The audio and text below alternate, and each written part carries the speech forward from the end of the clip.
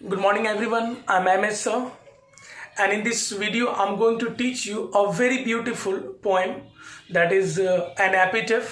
तो आज के इस वीडियो में मैं आप लोगों को बहुत ही खास कविता पढ़ाने जा रहा हूँ, बहुत ही सुंदर कविता पढ़ाने जा रहा हूँ। केवल 7 लाइन्स का पोएम है ये। This poem has only 7 lines. तो इस कविता में केवल 7 लाइन है, और जिस कविता में केवल 7 लाइन हो उसको सेप्टेट बोलते हैं, याद रहे।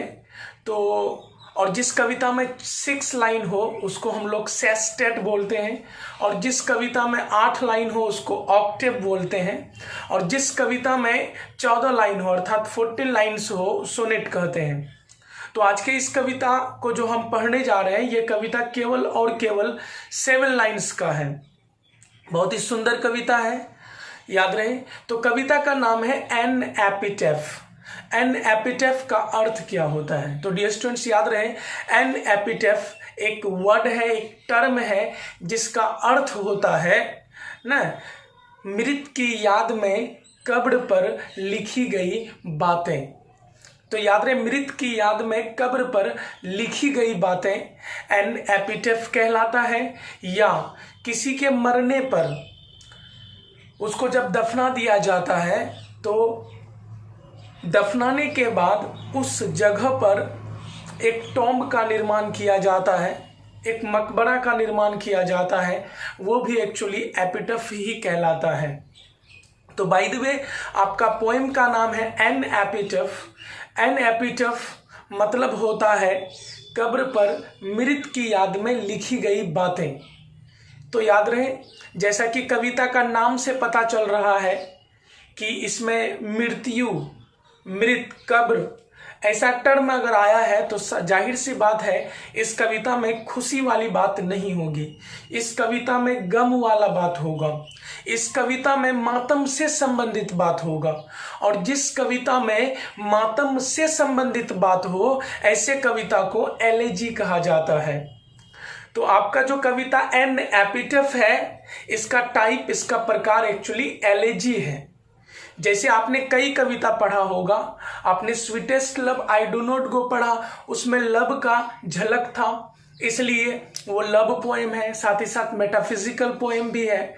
उसी तरह आपने सॉन्ग ऑफ माई सेल्फ पढ़ा, उसका जो थीम था वो लोगों के लिए था, लोगों के समानता के लिए था। तो वैसे कविता को हमने पीपल्स पोएम कहा। ऐसा कविता जिसमें एनिमल का थीम हो, एनिमल को प्रधानता दी गई हो, वो एनिमल पोएम होता है। तो ऐसा कविता जिसमें नेचर को प्रधानता दिया गया हो वो नेचर पोएम होता है। इस कविता में सैडनेस है, मातम है, इसलिए ये कविता एलेजी है। तो आपसे अगर एग्जाम में पूछ लिया जाए कि एन एपिटैफ क्या है तो याद रखेंगे एन एपिटैफ एक एलेजी है। तो चलिए, हमारा कविता का नाम है एन एपिटैफ। एन एपिटैफ जो है एक एलेजी है, और इस कविता को वॉल्टर डी ला मेर ने लिखा है। तो इस कविता को वॉल्टर डी ला मेर ने लिखा है। तो याद रखेंगे इस कविता में वॉल्टर डी ला मेर जो है वो पश्चिमी देश की एक बहुत ही सुंदर महिला के बारे में बताया है, या यूं कह सकते हैं इस कविता के माध्यम से कवि जो है पश्चिमी देश की सबसे सुंदर महिला के बारे में बताया है।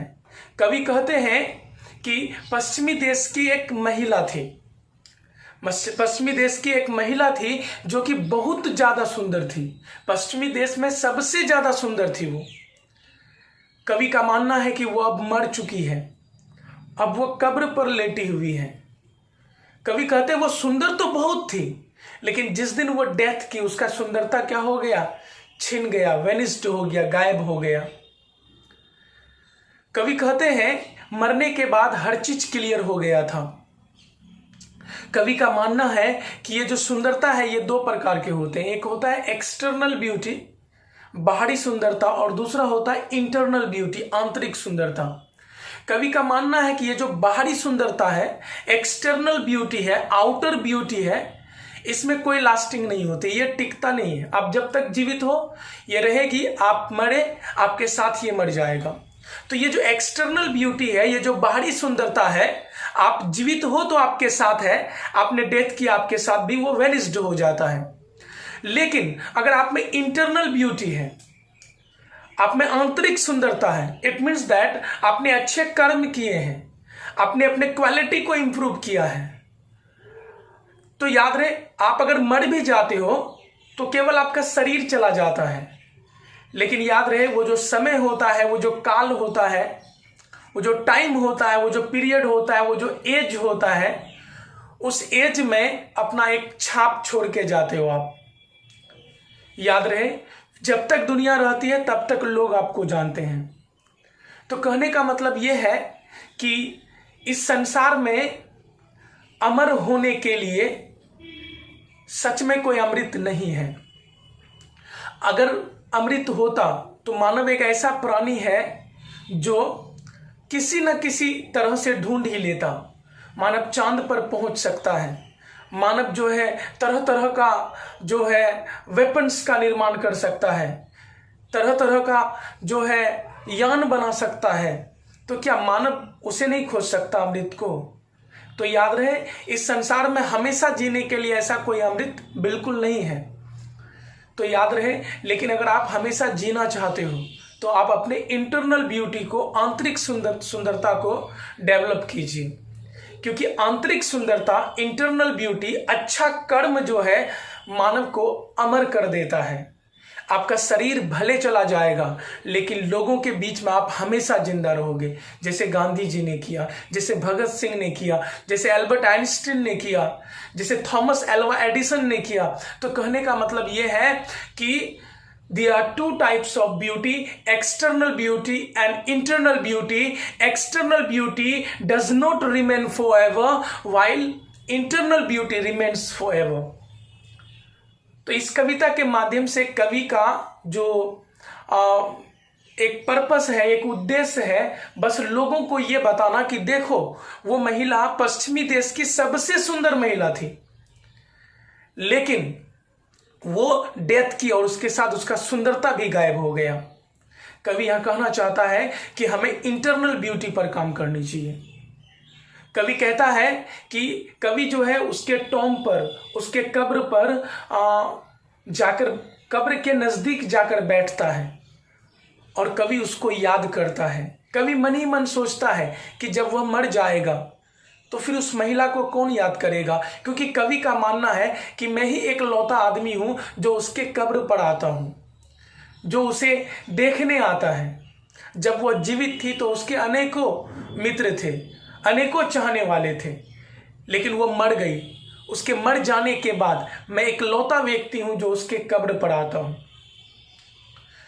याद रहे इस कविता में कवि बार बार यह टर्म यूज किया है कि वो महिला पश्चिमी देश की सबसे सुंदर महिला थी।